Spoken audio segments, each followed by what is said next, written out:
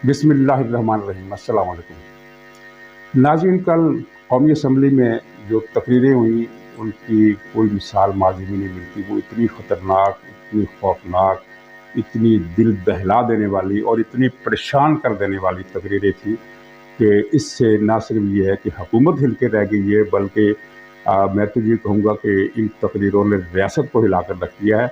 और चूँकि इस तरह की तकरीरें अखबारात में नहीं आती, इसलिए कि ये बहुत ख़तरनाक किस्म की बातें और दावे और इल्ज़ामात इन तकरीरों में हैं। अगरचे ये कानून कुछ और कहता है। कानून ये है कि कौमी असम्बली में की जाने वाली कोई तकरीर जिसके अल्फाज हज़फ ना कर दिए गए हों, वो मीडिया रिपोर्ट कर सकता है। मीडिया पर कोई पाबंदी नहीं लगा सकता कि वो ये चीज़ें मत छापे, क्योंकि ईवान के अंदर जो कार्रवाई है वो बालादस्त है। वो कुछ तकरीर करे, कोई इल्ज़ाम लगाए, कुछ सच बोले, कोई झूठ बोले, वो अखबारात में जूं का तूं मिन्नो अन छप सकता है। लेकिन ये तकरीर ऐसी नहीं थी कि जिसे कोई मीडिया नशर करने या अखबार छापने की जुर्रत कर सके। ये दो तकरीरें थी, तीन तकरीरें थी असल में। एक तो बलोच रहनुमा अख्तर मैंगल साहब थे, दूसरे इंसानी हकूक़ के वज़ीर रियाज पीरज़ादा साहब थे, और तीसरे पश्तून मूवमेंट के मोहसिन दावर साहब थे। ये तीन अफराद ने तकरीरें की, और चौथी तकरीर वज़ीर दिफ़ा ख्वाजा आसिफ की थी, जिसमें किसी तकरीर को रिबट्टल नहीं किया गया, लेकिन कुछ यकीन दहानियाँ, कुछ हमायत, कुछ तायीद, कुछ तसल्ली, इस तरह की बातें की गई। बिलवास्ता तौर पर ख्वाजा आसिफ की तकरीर भी अगर देखा जाए तो ख़तरे का बास थी। अब ये जो अख्तर मैंगल साहब की तकरीर है, खासी लंबी है। इसका जो अगर ख़ास चीज़ें भी इकट्ठी करके उनको मैं इस व्लॉग के साथ लगा दूं तो वो 8 मिनट से ज़्यादा का वक्त उस पर लग जाएगा।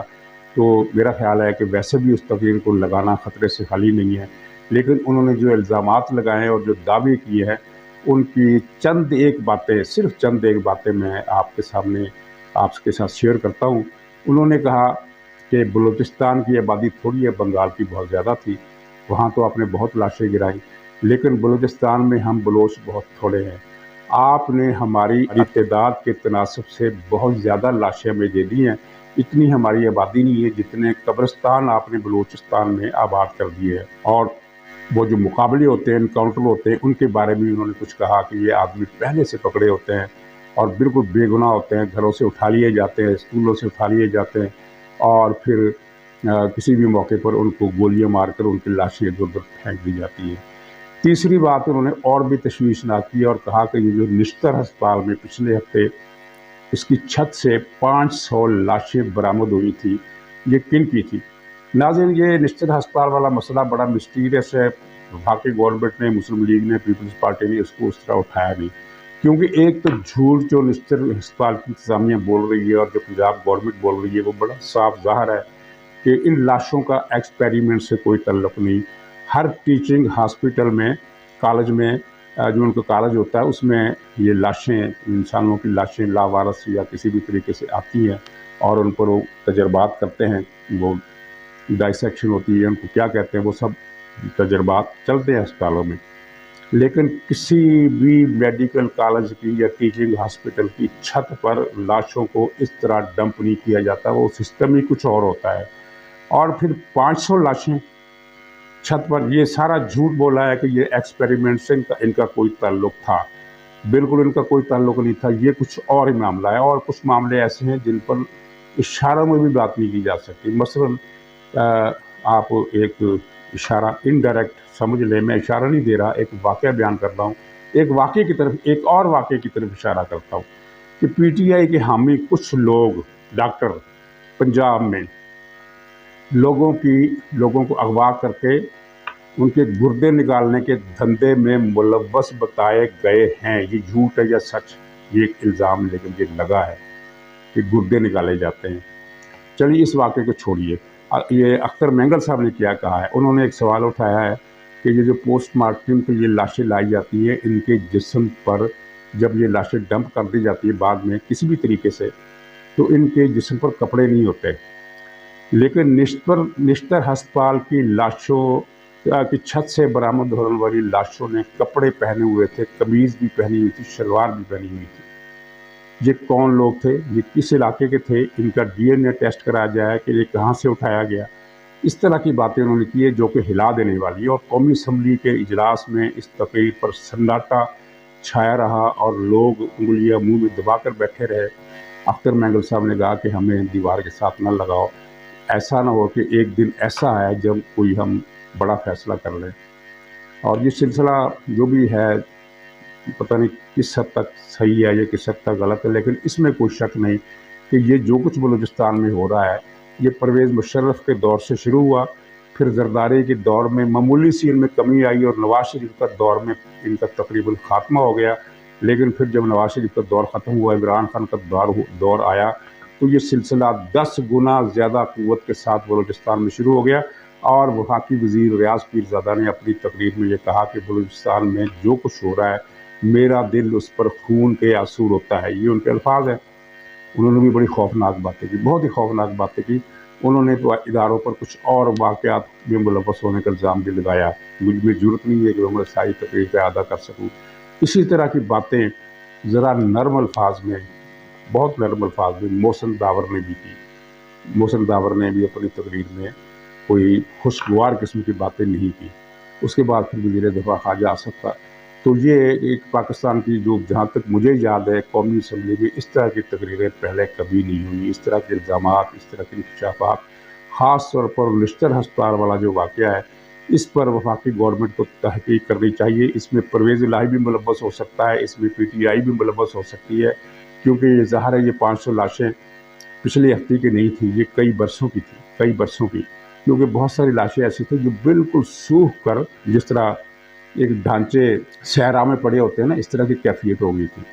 تو یہ پاکستان میں یعنی یہ تو اللہ کا عذاب لانے والی باتیں ہیں، اس طرح کی چیزیں ہوئی۔ اور یہ ظاہر PTI کے لوگ جو ہیں وہ انسانیت سے جس طرح آ رہی ہیں، آپ نے ان کے طرز عمل دیکھے ہیں، تو یہ ایک تو یہ بڑی تشویشناک صورتحال تھی۔ جو ظاہر ہے کہ جب سکوت ڈھاکہ ہوا تھا تو اس وقت بھی ایسی تقریریں کرنے والوں کو پکڑ لیا جاتا تھا اور اخبارات کے میڈیا میں ضرورت نہیں ہوتی تھی کہ وہ اس طرح کی چیزیں بنگال کے حوالے سے چھاپ سکے یا نشر کر سکے۔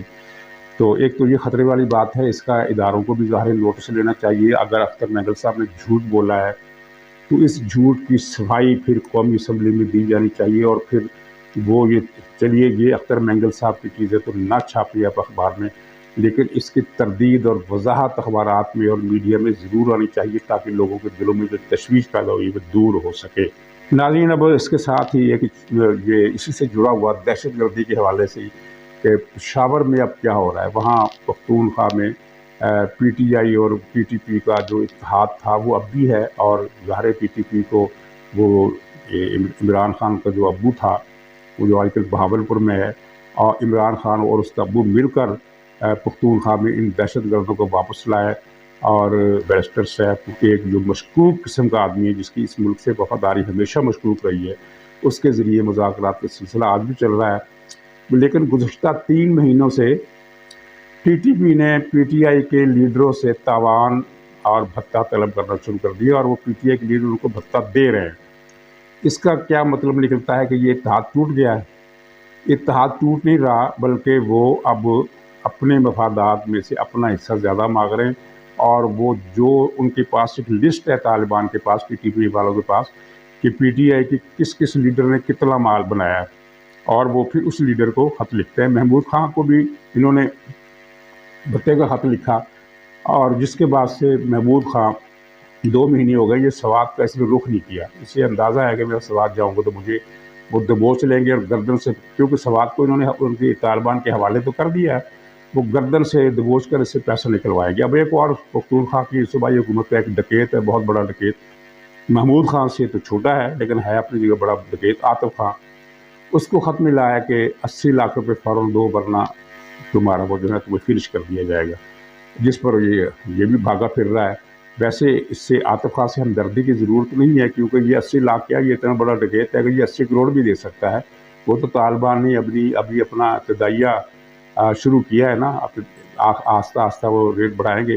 اور خبر یہ ہے کہ کوئی وزیر نہیں ہے پختونخوا کا، اور نہ ہی کوئی بڑا افسر ہے پختونخوا کی گورنمنٹ میں جس سے بھتہ طلب کیا ہو اور انہوں نے بھتہ نہ دیا ہو۔ گویا کہ عملاً جو ہمارا ریاستی ڈھانچہ ہے، جو قانون ہے، جو آئین ہے، وہ پختونخوا سے باہر ہو چکا ہے۔ پختونخوا اس آئین کے قانون کے دائرے سے باہر ہو چکا ہے، اور آئین اور قانون کا دائرہ جو ہے وہ پختونخوا صوبے سے اٹھ چکا ہے۔ یعنی یہ پختونخوا کے حوالے سے بھی انتہائی تشویشناک صورتحال سامنے آ رہی ہے، اور اس صورتحال کی 100% ذمہ داری پی ٹی آئی پر ہے، عمران خان پر ہے، اور عمران خان کے اس ابو پر ہے جو بہاولپور میں ہے، اور کوئی سنجیدہ توجہ پختونخوا پر نہیں دی جا رہی۔ حکومت کیوں نہیں دے رہی؟ حکومت اس لیے نہیں دے رہی کہ اسے پتہ ہے کہ اس کا کوئی بس ہی نہیں ہے، کوئی کنٹرول ہی نہیں ہے۔ حکومت جو ہے وہ ایک خاص دائرے میں با اختیار ہے، لیکن اس دائرے سے بڑھ کر موجودہ حکومت بھی کوئی کردار ادا نہیں کر سکتی، اور یہ بات بھی اس طرح سچ دکھائی دیتی ہے جو بعض لوگ کر رہے ہیں کہ اگرچہ اداروں کی طرف سے یہ فیصلہ ہو گیا ہے کہ انہوں نے سیاست میں مداخلت نہیں کرنی، لیکن بگاڑ اتنا زیادہ پیدا ہو گیا ہے کہ اب حکومت کے پر اس کی مداخلت کے بغیر ہی کٹ گئے ہیں۔ تو یہ ہماری مغربی بارڈر کی طرف سے صورتحال اچھی نہیں ہے، اور اس سلسلے میں اگر بات کریں تو کئی گھنٹے تک کی جا سکتی ہے۔ بے شمار باتیں ہیں جو بہت زیادہ، اس سے بھی زیادہ ڈرا دینے والی ہیں کہ وہاں یہ شعر فٹ آتا ہے، سخن ہائے گفتنی خوف فساد خلق سے کچھ نہ رہ گئے، وہ ان کا ذکر ہی نہیں ہم کر سکتے خوف فساد خلق سے، ورنہ بہت کچھ وہاں کے بارے میں بیان کیا جا سکتا ہے، اور اس صورتحال کی پیچیدگی کی حد کوئی نہیں بتا سکتا، لیکن اس کی پیچیدگی کی شکل سامنے رکھی جا سکتی ہے کہ کس طرح ان دونوں صوبوں میں معاملات نہایت ہی پیچیدہ ہو گئے ہیں، اور اب کسی حکومت میں اتنا دم خم نہیں ہے کہ وہ ان حالات کو درست کر سکے۔ گویا کہ آپ ایک خطرناک بات جس پر میں پروگرام ختم کرتا ہوں وہ یہ ہے کہ وہ جو ایجنڈا تھا کہ یہ دو صوبے پاکستان سے الگ کرنے ہیں، اس ایجنڈے کو آگے بڑھانے میں پی ٹی آئی اور اس کے ابو حضرات ماشاءاللہ کامیاب، کسی حد تک کامیاب ہو چکے ہیں۔ اللہ تعالیٰ رحم کرے۔ ناظرین اجازت دیجیے، انشاءاللہ کل پھر ملاقات ہوگی، تب تک لیے خدا حافظ۔